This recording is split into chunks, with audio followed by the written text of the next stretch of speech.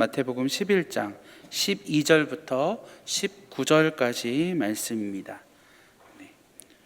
마태복음 11장 12절부터 19절까지 교독하도록 하겠습니다. 제가 먼저 한 절 읽겠습니다. 세례 요한의 때부터 지금까지 천국은 침노를 당하나니 침노하는 자는 빼앗느니라. 만일 너희가 즐겨 받을진대 오리라 한 엘리야가 곧 이 사람이니라.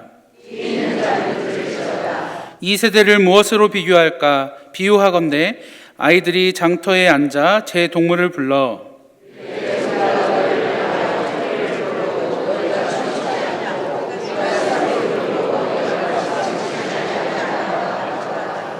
요한이 와서 먹지도 않고 마시지도 아니하매 그들이 말하기를 귀신이 들렸다 하더니 인자는 와서 먹고 마시매 말하기를 보라 먹기를 탐하고 포도주를 즐기는 사람이요 세리와 죄인의 친구로다 하니 지혜는 그 행한 일로 인하여 옳다함을 얻느니라. 아멘. 전쟁은 침노로부터 시작이 됩니다. 러시아 우크라이나 전쟁 때에도 침노의 기미가 벨라루스에 계속 집결되는 그 러시아군의 소식으로부터 연일 심상치 않다라고 언론에 보도가 되기 시작을 하였습니다.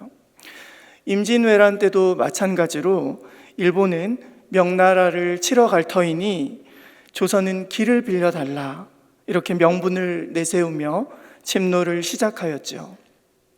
이처럼 침노라는 단어는 침입할 침, 어지럽힐 노자를 써서 남의 영역이나 권리를 무단으로 침입하거나 침해하다는 뜻을 지니고 있습니다. 그와 마찬가지로 세례 요한이 회개의 세례를 전파하기 시작하자 이윽고 시작된 나라가 있습니다. 잘 아시듯이 그 나라는 천국입니다. 그 나라의 침노에 대하여서 의심하는 자들에게 우리 주님께서는 이렇게 말씀하셨습니다. 하지만 지금 너희가 보고 놀라는 이 일, 바로 귀신 들려 눈 멀고 말 못하는 이 사람이 눈을 뜨게 되고 입을 벌려 말할 수 있게 된 이 일이 만약에 내가 성령을 힘입어 이 귀신을 쫓아낸 것이라면 하나님의 나라는 이미 너희에게 임하였다라고 말씀하셨습니다. 즉 그 침노에 대해서 의심하는 자들, 그들에게 이미 너희에게 임한 천국이 대하여서 선언하셨던 것이죠. 그 나라를 불법으로 점령하고 있던 그 마귀의 권세가 힘을 잃었다는 소식이 바로 복음이었다는 말씀입니다. 자유에는 희생이 따를 수밖에 없습니다. 우리나라를 불법으로 점령한 일제치하 36년의 기간은 곧 우리에게 있어서는 항쟁의 역사였고 힘이 없으면 주권을 빼앗기게 된다는 잊지 말아야 할 뼈아픈 역사의 교훈이었습니다. 이와 마찬가지로 사탄은 하나님께서 우리에게 주신 모든 만물, 마치 부모님께서 아들을 위해서 평생을 수고하시어 장만하신 그 집과도 같이 부모님께서 너무나도 좋은 집을 그렇게 아들 하나를 두고 준비를 해 주셨는데 그 아들 내외가 사기꾼에게 그 모든 집을 빼앗긴 것처럼 본래 완벽하던 이 땅과 하나님과의 관계와 또한 너무나도 오붓하였던 그 부부간의 사랑까지도 사탄은 일시에 도둑질, 강도질하여서 그렇게 우리에게 있는 모든 것을 앗아갔다는 말씀입니다. 우리를 속인 것입니다. 첫사람의 아담의 때와 동일하게 이것을 먹는다면 네가 하나님의 자리에 올라갈 것이라는 그 시험과도 같이 마지막 아담, 즉 우리 주 예수님께 또 동일하게 사탄은 천하만국을 보여줍니다. 그러면서 자기가 속여 빼앗은 그 영광을 자랑하며 이 모든 권위와 그 영광을 내가 너에게 주노라. 이것은 내게 넘겨준 것이므로 내가 원하는 자에게 주노라 라고 건방진 말을 합니다. 그러면서 뭐라고 말을 하죠? 너가 만일 나에게 절을 하면 다 너의 것이 되리라. 이렇게 뻔뻔하게 그지없는 속임수를 예수님께도 쓰고 있는 것이죠. 그러나 우리 주님은 속지 않으십니다. 우리의 눈에는 당연히 천하의 예수님이 그깟 사탄의 속임 노림수에 속지 않으시는 것이 당연하다라고 생각하시기가 쉽지만 우리 또한 아담과 동일하게 속고 있는 자들은 아닙니까? 예수님 시대에 주님을 공격하며 기어이 주님을 십자가에 못 박게 한 자들 또한 그 시대 사람들에게는 천국문에 가장 가까운 인물들이었습니다. 바리새인들, 우리가 성경에서 하도 예수님의 질타를 받고 그렇기 때문에 그냥 쉽게 보기일 수도 있지만 그들은 구별되기 위하여서, 조상들처럼 실수를 번복하지 않기 위하여서 그렇게 부단히도 노력하였던 자들입니다. 우리도 동일하게 이미 도래한 천국을 지키며 사탄과 전쟁하는 그러한 자가 아니라 예수님을 2번, 3번 십자가에 우리도 모르는 새에 못 박을 수 있다는 말씀이죠. 하지만 그러한 우리라 하더라도 우리 주님께서는 문책하지 않으시고 다만 십자가상에서 말씀하셨던 것처럼, 기도하셨던 것처럼 아버지 저들을 사하여 주옵소서, 자기들이 하는 이 것을 알지 못함이니이다. 도리어 이 시간에도 실수하는 우리를 향하여 우리 주님께서는 변호하시며 긍휼을 구하시는 줄 믿습니다. 그렇습니다. 우리 주님께서는 의심하는 자라 하더라도, 심지어 우리의 열심으로 실수하는 자라 하더라도 동일하게 아무도 멸망하지 않고 다 회개하기에 이르기를 진정으로 원하시는 분입니다. 그러나 바알세불이 불법으로 점령하였던, 아까 예시를 들었던 그 아들의 집을 기어코 찾아주시며 하나님의 나라가 이미 너희에게 임한 것이라고 그렇게 놀라운 복음을 선언하신 우리 주님께서는 여전히 실수하기 쉬운 우리에게 오늘도 말씀해 주십니다. 마태복음 12장 29절에서 30절까지의 말씀을 제가 읽어드리겠습니다. 사람이 먼저 강한 자를 결박하지 않고서야 어떻게 그 강한 자의 집에 들어가 그 세간을 강탈하겠느냐? 결박한 후에야 그 집을 강탈하리라. 나와 함께 아니하는 자는 나를 반대하는 자요, 나와 함께 모으지 아니하는 자는 해치는 자니라 라고 말씀하십니다. 상황이 역전된 것이죠. 강탈하는 자, 그러니까 강도와도 같다라고 생각하는 자가 바로 우리 주님의 능력을 우리 주님께서 친히 말씀하신 것이고요. 내가 강탈하였다, 내가 빼앗긴 그 아들의 집을 찾아내었다라고 말씀하시는 것이고요. 그런데 그 상황 가운데서 나와 함께 아니하는 자는 나를 반대하는 자요, 나와 함께 모으지 아니하는 자는 오히려 그것을 흩트리는 자, 해치는 자니라 라고 말씀하고 있는 것입니다. 그렇다면 이 말씀은 누구에게 하신 말씀입니까? 바로 사탄을 결박하여 빼앗긴 집을 다시 강탈하신, 실상은 탈환하신 그 주님의 능력을 목도하면서도 저가 귀신의 왕을 의지하여 이런 이적을 행하는 자라고 조롱하고 있던 그 바리새인들에게 하셨던 말씀이 아닙니까? 이와 같이 우리의 모습 속에서도 동일하게 혹여나 주님의 나라가 임하는 것을 눈으로 목도함에도 불구하고 그것을 회방하는 자, 반대자로 흐트러버리는 자, 그러한 자는 여전히 바리새인들처럼 나는 하나님의 나라에 가장 가깝다고 생각할지언정 실상은 사탄의 소나기에 놀아나고 있는 자라는 말씀입니다.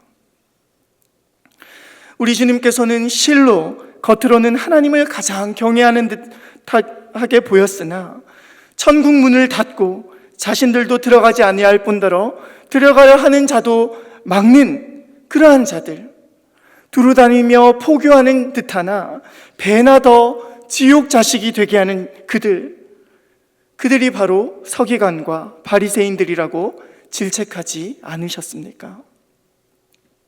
오히려 우리 주님께서 이 땅의 사역 가운데 상당 부분을 나는 본래부터 천국 백성이라고 자부하고 있던 그들과의 치열한 싸움을 통하여서 그 나라를 상속할 자가 누구인지를 밝히 보여주시기를 원하셨다는 말씀이죠.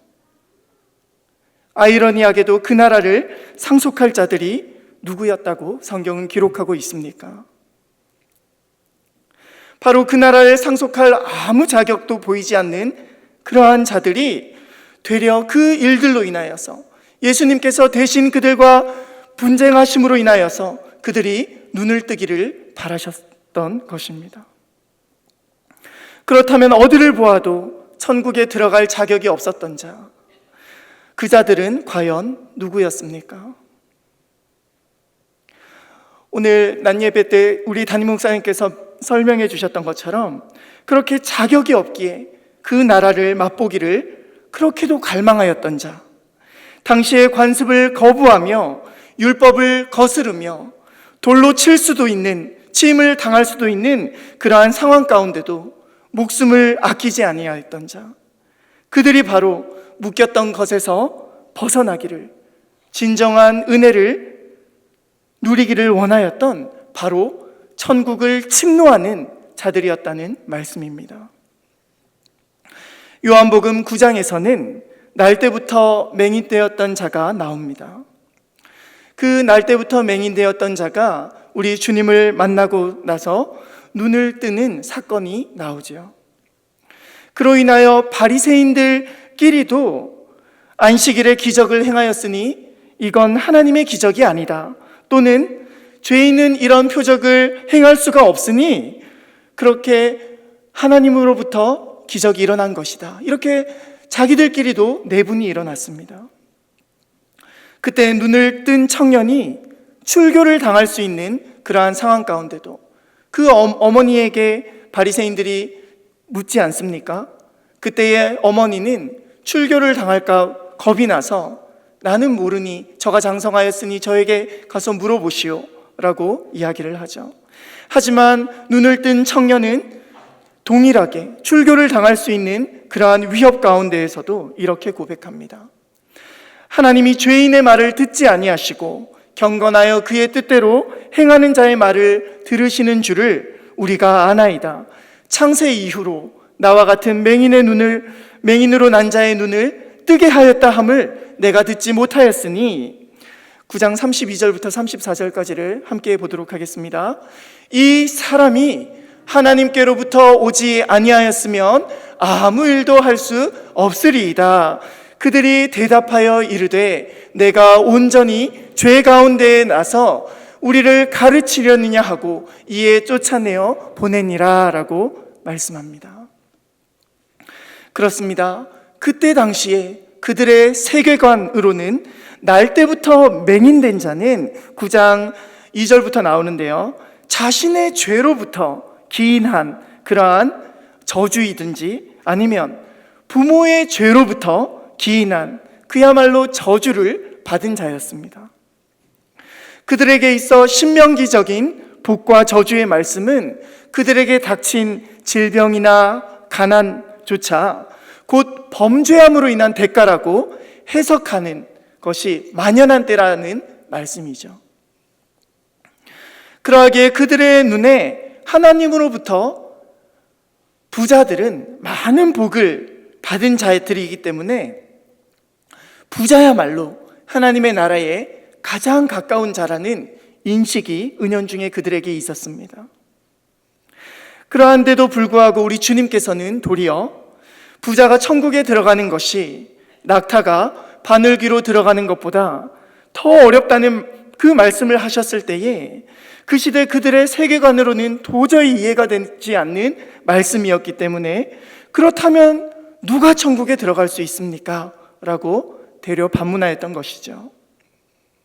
하지만 주님께서 그 시대에 그들이 가지고 있었던 그 세계관을 정면으로 돌파하시기를 원하셨습니다. 그 돌파를 통해 벌어진 틈 가운데 틈을 비집고 침노하는 자, 들어오는 자들이 있었다는 말씀입니다. 그들이 누구입니까? 바로 신약 성경의 그 많은 주인공들입니다.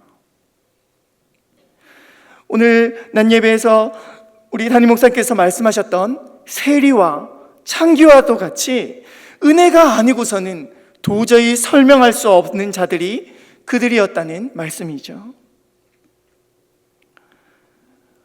제가 예시를 들었던 이 맹인 뿐이었을까요?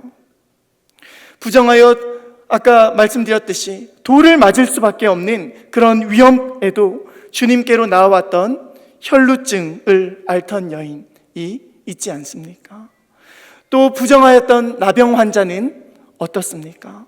그 외에도 수많은 율법으로 부정한 자들이 우리 주님께로 나와왔지 않습니까?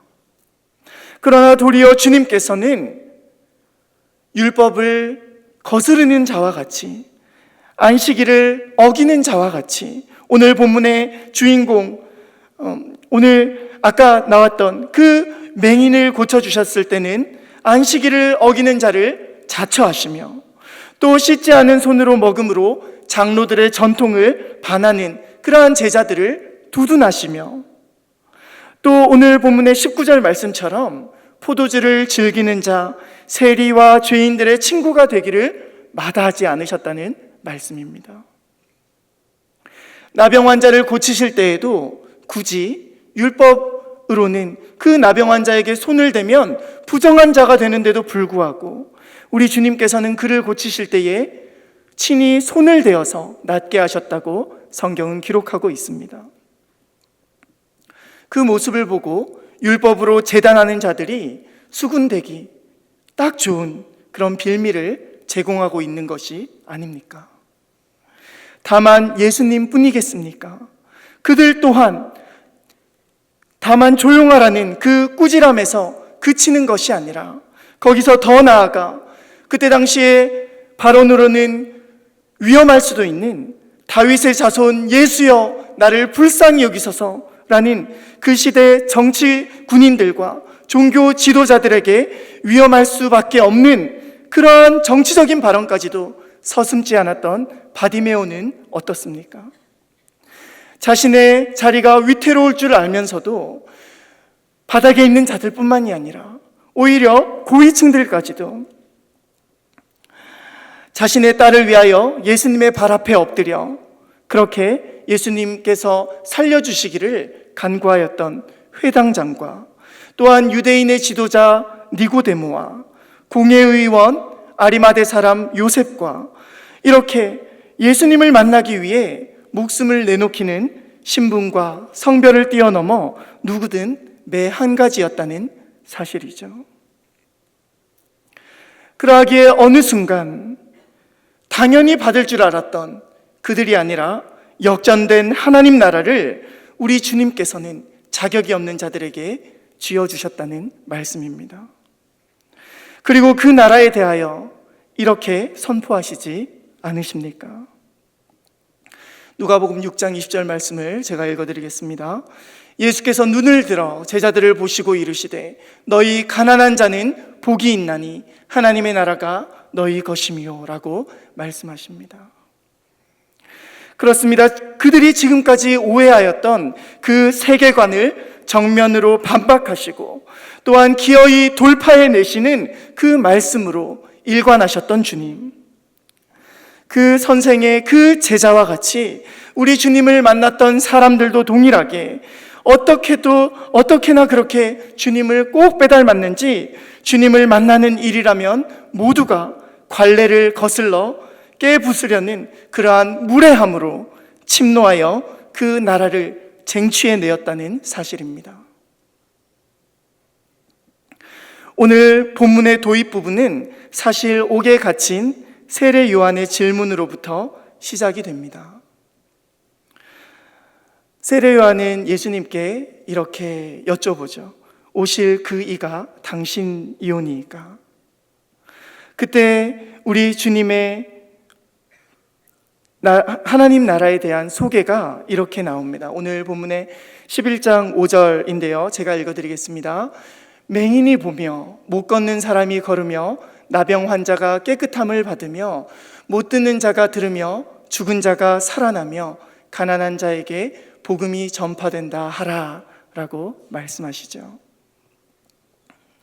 이 말씀은 이사야서 35장 4절에서 6절까지의 말씀과 이사야서 61장 1절의 말씀, 그리고 이사야서 26장 19절에 나오는 말씀입니다.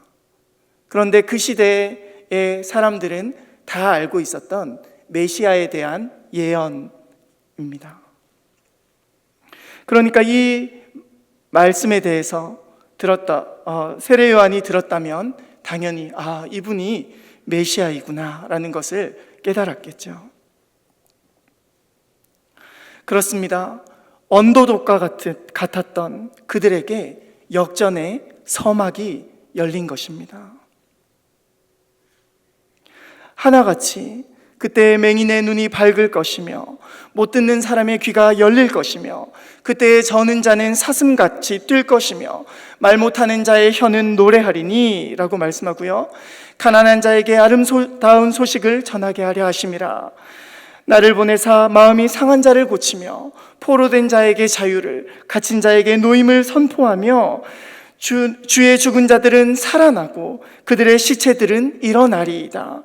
땅이 죽은 자들을 내놓으리라 라고 하는 그 모든 메시아의 예언들이 예수님을 통하여서 성취되었다는 말씀입니다.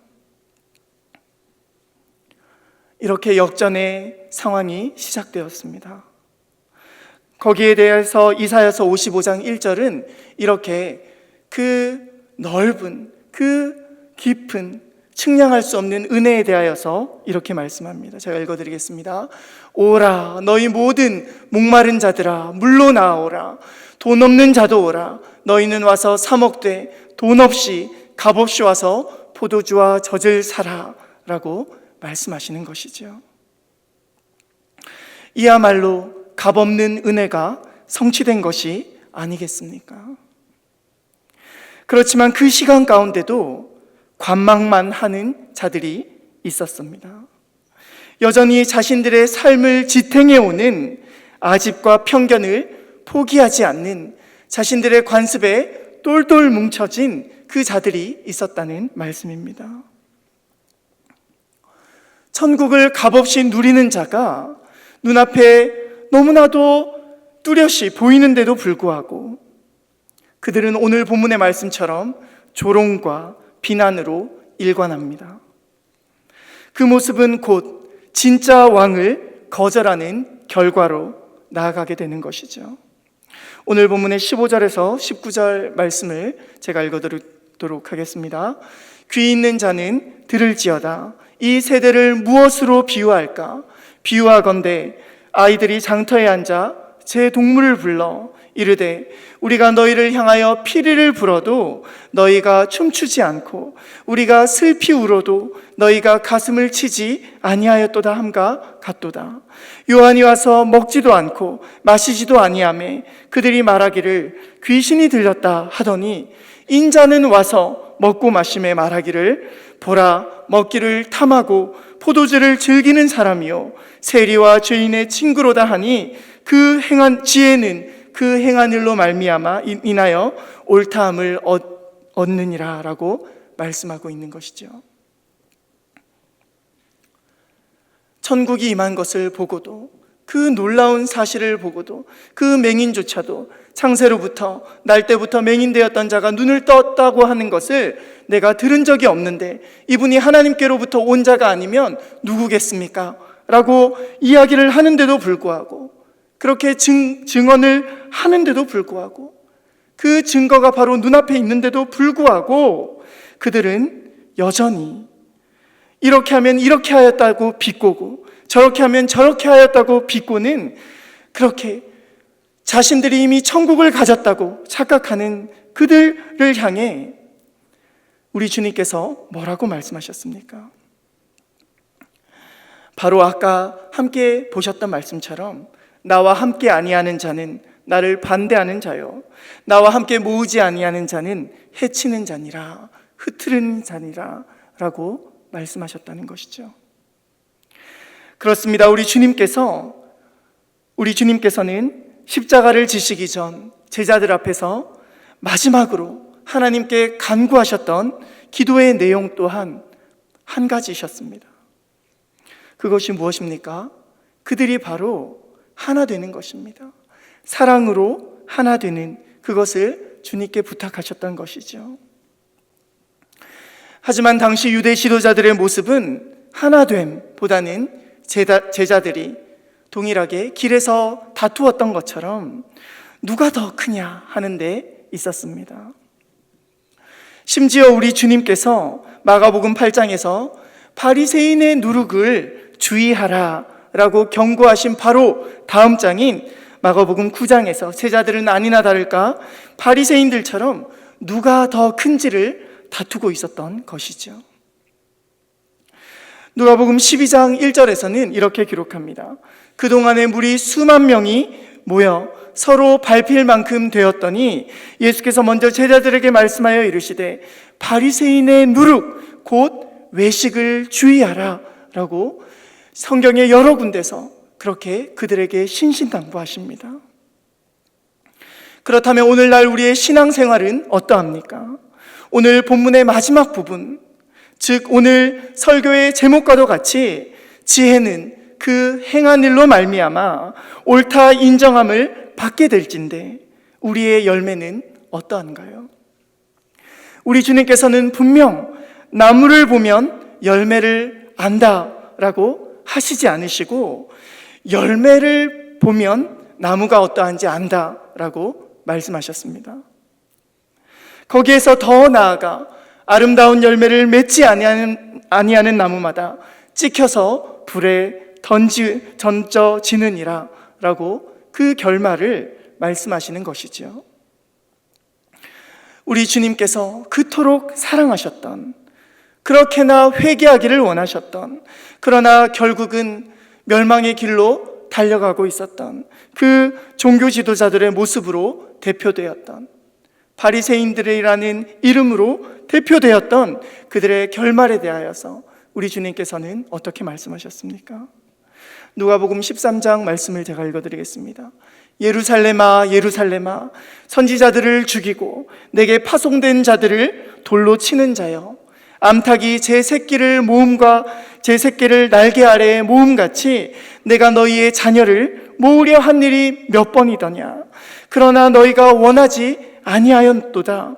보라, 너희 집이 황폐하여 버림받으리라. 내가 너희에게 이르노니 너희가 주의 이름으로 오시는 이를 하리로다 할 때까지는 나를 보지 못하리라 라고 말씀하셨던 것이죠. 이렇게 저주에 가까운 그들의 결말을 한탄하셨다는 말씀입니다. 그렇다면 오늘날 우리에게는 그러한 모습이 전혀 보이지 않습니까? 바울은 믿음에 관하여 파선한 이들, 그 가운데 후메네오와 알렉산더가 있으니 내가 그들을 사탄에게 내어주었다라고 두려운 말씀을 합니다. 우리 또한 두려워해야 하지 않겠습니까? 그리스도의 복음을 듣고 기뻐하던 자들이 다시금 율법의 누룩으로 인하여서 외식함으로 돌아가는 모습에 대해 바울은 갈라디아 교회 성도들에게 이렇게 나무라고 있습니다. 갈라디아서 3장 3절 말씀을 제가 읽어드리겠습니다. 너희가 이같이 어리석으냐? 성령으로 시작하였다가 이제는 육체로 마치겠느냐? 라고 말씀하고 있는 것이죠. 그렇습니다. 오늘의 본문 말씀은 우리와는 아무런 관계도 없는 말씀이 아니라 어느 순간 은혜에서 멀어지고 신앙생활 또한 우리가 가졌던 그 관습과 내게 익숙하던 세계관과 충돌한다고 여겨질 때에 진짜 복음의 유무보다는 나의 육신을 따라 자칫 나의 잣대로 하나님 나라를 내가 대적하는 자로 설 수도 있다는 말씀입니다. 세계관이야말로 복음 앞에 깨어져야 할 장애물입니다. 우리 주님께서 병든 자에게 필요한 의사가 되셔서 그들의 조롱에도 기꺼이 죄인들의 친구가 되어주셨던 것처럼, 사도 바울이 율법 없는 자가 아님에도 불구하고 율법 없는 자를 얻기 위하여 율법 없는 자와 같이 되었던 것처럼, 우리 또한 아집과 고집으로 똘똘 뭉친 우리의 모습은 없는지 함께 돌아보기를 소망합니다. 그러한 가운데 다시금 복음이 비집고 들어갈 틈이 생기기를, 그리하여 더 많은 성도들이 우리 교회를 통하여 침노하여 천국을 얻어내는 그러한 문턱이 낮은 교회가 되기를 진심으로 소망합니다. 마지막으로 고린도후서 3장 말씀을 함께 합독하시며 우리의 마음을 덮고 있는 세계관들, 또한 정죄에 이르게 되는, 결국 그렇게 살다가는 정죄에 이르게 되는 그 율법 조문을 모두 벗겨주시기를 기도하는 마음으로 함께 읽도록 하겠습니다. 고린도후서 3장 15절에서 17절까지의 말씀입니다. 시작. 오늘까지 모세의 글을 읽을 때에 수건이 그 마음을 덮었도다. 그러나 언제든지 주께로 돌아가면 그 수건이 벗겨지리라. 주는 영이시니 주의 영이 계신 곳에는 자유가 있느니라. 아멘. 기도하시겠습니다. 주님, 우리는 형제 앞에 한치의 양보도 인색한 자들입니다. 경건의 모양이 있는 듯하나 율법에 더 중한 바 정의와 긍휼과 믿음은 쉽게 버린 자들이 아닌지요. 바리새인과 사두개인들의 누룩을 가지고 지금도 이것은 우리의 잣대로 옳다, 이것은 그르다 하여 우리를 통하여 천국을 보기를 원하는 형제를 배나 더 지옥 자식으로 이끌어가는 죄들이 있지 않은지 우리를 돌아보게 하여 주옵소서. 나의 아집과 고집으로 아직 놓지 못하고 있는 모든 그 세계관들 또한 이 시간 깨어지게 하여 주시사 하나됨의 방해가 되는 그러한 오해와 정죄를 다 거두게 하여 주시고 우리를 화목케 하신 주님의 영광만이 이 자리를 가득 채우게 하여 주옵소서. 감사를 드리며 존귀하신 예수 그리스도의 이름으로 기도드리옵나이다. 아멘.